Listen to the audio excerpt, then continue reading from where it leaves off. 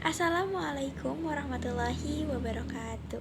Perkenalkan, nama saya Anissa Muhaddad dengan NIM 24060101 dari kelas A2 Program Studi Pendidikan Guru Sekolah Dasar Angkatan 2024. Di sini saya akan mempresentasikan tentang hasil pengerjaan proyek UAS mata kuliah Pendidikan Agama Islam dengan dosen pengampu Bu Sahlia MAG. Pada yang pertama yaitu ada kasus pertama dengan identifikasi masalahnya, yaitu yang pertama, minimnya aktivitas karena masjid hanya ramai pada saat sholat Jumat dan sholat wajib, serta kurangnya program tambahan. Yang kedua, keterlibatan pemuda yang rendah. Banyak pemuda yang lebih memilih menghabiskan waktu di warung kopi daripada beraktivitas di masjid. Dan yang ketiga, ada kekurangan program kesehatan dan pendidikan. Tidak ada layanan kesehatan dan pendidikan yang memadai untuk masyarakat. Maka dari situ, saya akan menjawab pertanyaan yang pertama.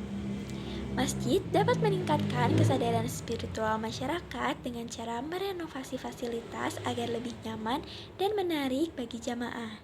Ini termasuk menyediakan sajadah yang nyaman, menciptakan suasana yang tenang untuk sholat, serta menyediakan area berkumpul di sekitar masjid. Dengan cara ini, masjid menjadi tempat yang hangat dan akrab, serta memusatkan kegiatan spiritual yang aktif di masjid. Dan saya juga memiliki program kerja atau mengusulkan program kerjanya, yaitu program renovasi dan fasilitas. Tujuannya yaitu untuk menciptakan suasana yang nyaman dan menarik untuk meningkatkan kehadiran jamaah. Langkah-langkahnya yang pertama yaitu merenovasi ruang ibadah dengan menambahkan karpet dan sajadah yang nyaman.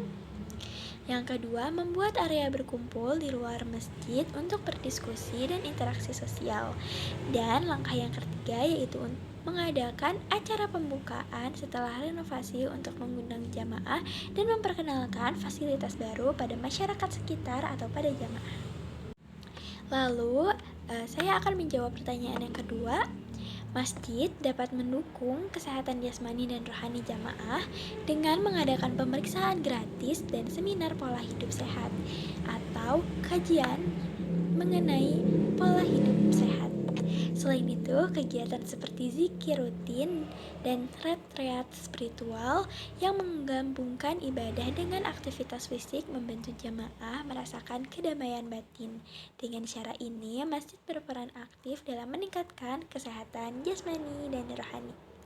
Saya juga memiliki program kerja yaitu dengan tujuan meningkatkan kesehatan fisik dan mental jamaah. Langkah-langkah yang pertama yaitu mengatur jadwal pemeriksaan kesehatan gratis setiap bulan dengan bekerja sama dengan tenaga medis. Dan langkah yang kedua yaitu menyelenggarakan seminar tentang pola hidup sehat dengan tema yang berbeda setiap bulannya. Dan yang terakhir, mengadakan zikir bersama dan retreat spiritual secara berkala, mengundang jamaah untuk berpartisipasi. Masjid dapat meningkatkan kesadaran spiritual masyarakat dengan mengadakan kajian rutin setiap minggu atau 2 minggu sekali tentang tema yang relevan dengan kehidupan sehari-hari tentunya, seperti tentang akhlak atau hubungan antara manusia dengan Tuhan. Selain itu, pemilihan ustadz atau ustazah juga penting. Memilih ustazah atau ustadz berpengalaman dan mengundang tokoh agama terkenal dapat menarik minat jamaah untuk mengikuti kajian rutinan. Selain itu, pengajian khusus untuk anak-anak juga penting agar mereka belajar agama sejak dini di dalam masjid dan juga menghidupkan masjid. Dengan cara ini, masjid akan menjadi pusat pembelajaran spiritual yang aktif dan menarik. Juga memiliki program kerjanya yaitu dengan tujuan meningkatkan pengetahuan dan pemahaman agama jamaah. Langkah-langkahnya menyusun jadwal kajian rutin setiap minggu dengan tema yang relevan. Yang langkah kedua, mengundang ustadz atau ustazah berpengalaman dan tokoh terkenal untuk memberikan ceramah. Langkah yang ketiga, memfasilitasi pengajian untuk anak-anak dengan pendekatan yang menarik agar mereka terlibat aktif. Masjid dapat meningkatkan kesejahteraan ekonomi jamaah melalui penggalangan dana dan kegiatan sosial. Dengan menyediakan kotak amal, jamaah dapat menyumbang untuk membantu masyarakat yang kurang mampu, seperti memberikan sembako dan biaya pendidikan. Masjid juga dapat mendorong penunaian zakat dan infak. Kegiatan bakti sosial melibatkan jamaah penting untuk menciptakan solidaritas dan kepedulian komunitas. Dengan cara ini, masjid berperan aktif dalam meningkatkan kesejahteraan ekonomi masyarakat. Lalu saya juga ada program kerjanya dengan tujuan meningkatkan kesejahteraan ekonomi jamaah melalui dukungan sosial. Langkah yang pertama yaitu menyediakan kotak amal dan menggalang dana untuk membantu masyarakat yang kurang mampu. Langkah yang kedua yaitu mendorong jamaah untuk menunaikan zakat dan infak secara teratur. Langkah yang ketiga, mengadakan kegiatan bakti sosial seperti pembagian sembako dan mengundang jamaah untuk berpartisipasi.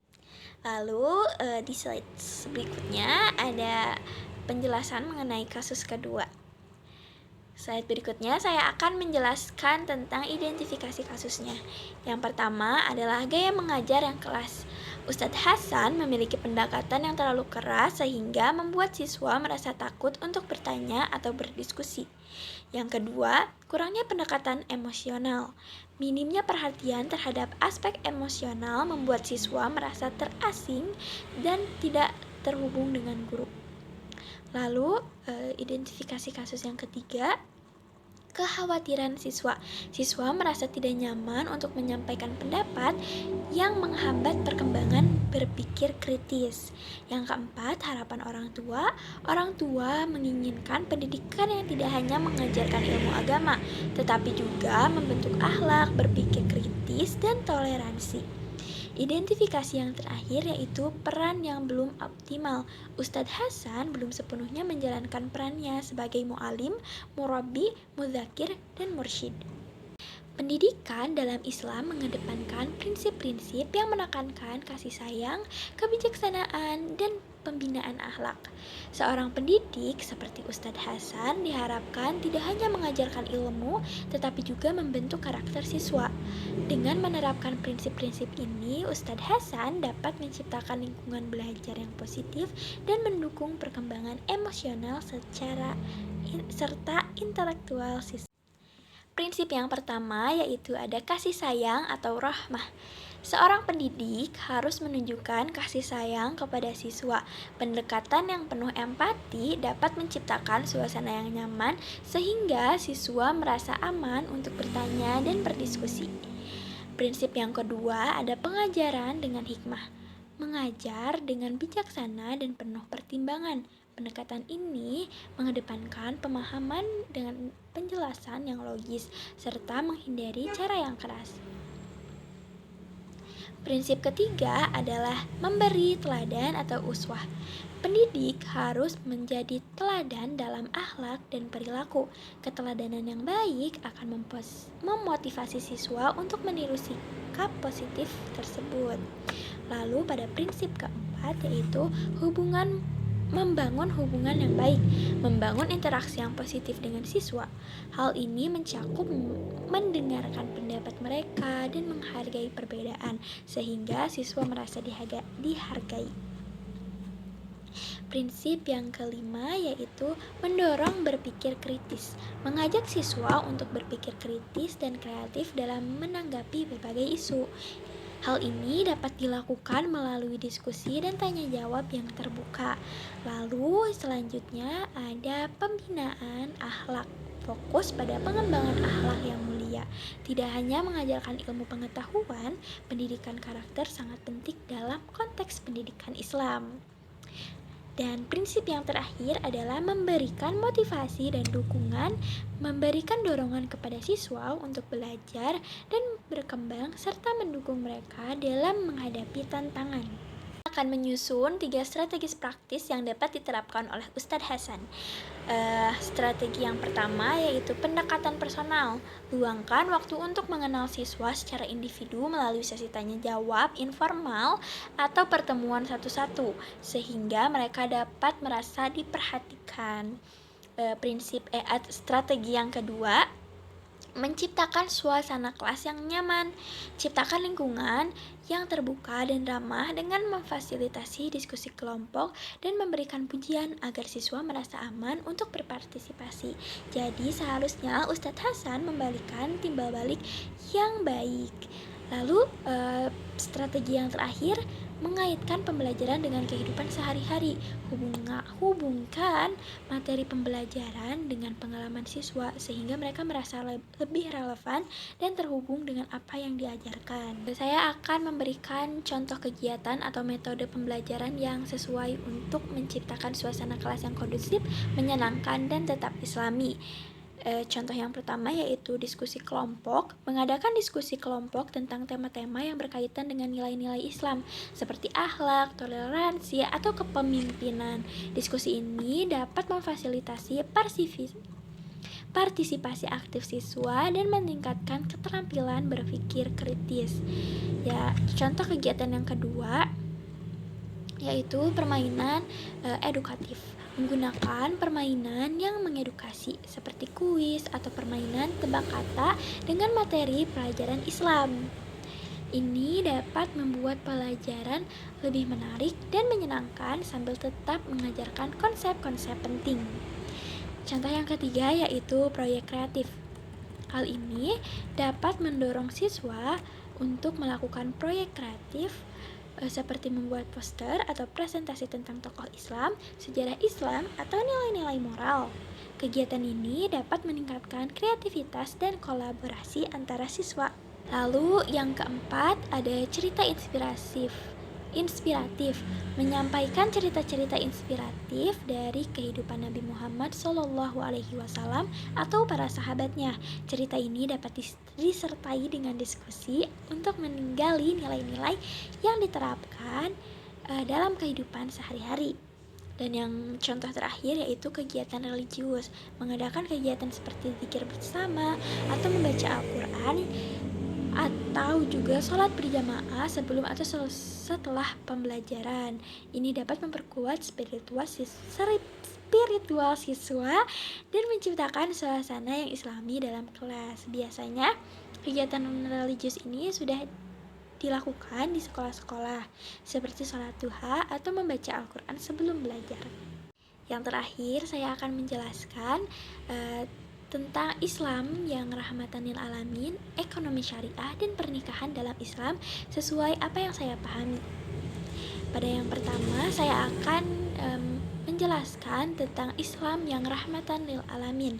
Konsep rahmatan lil alamin berarti Islam sebagai rahmat bagi seluruh alam. Ini menunjukkan bahwa ajaran Islam tidak hanya ditunjukkan untuk umat muslim, tetapi juga memberikan manfaat untuk seluruh umat manusia dan makhluk hidup. Islam mengajarkan nilai-nilai kasih sayang, keadilan, dan toleransi. Prinsip ini mengajak umat untuk berkontribusi positif dalam masyarakat, menjaga lingkungan, dan menghormati perbedaan, sehingga menciptakan harmoni dan kedamaian di dunia. Yang kedua, ada ekonomi syariah.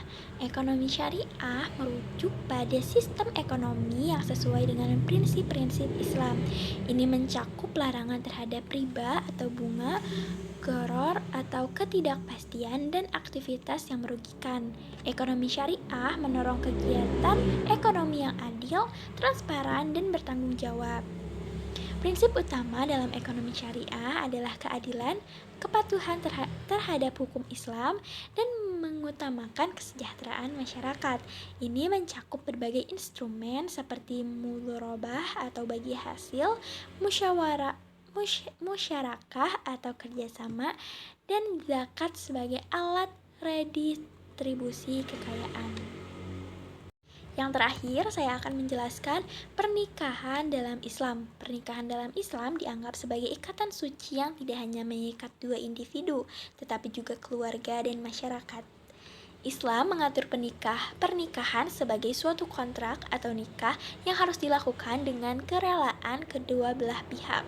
Prinsip-prinsipnya mencakup keadilan, saling menghormati, dan tanggung jawab. Pernikahan juga dianggap sebagai sarana untuk membentuk keluarga yang harmonis, melanjutkan keturunan, dan menjalankan peran sosial. Dalam konteks ini, Islam mendorong komunikasi yang baik, pengertian, dan kasih sayang antara suami dan istri.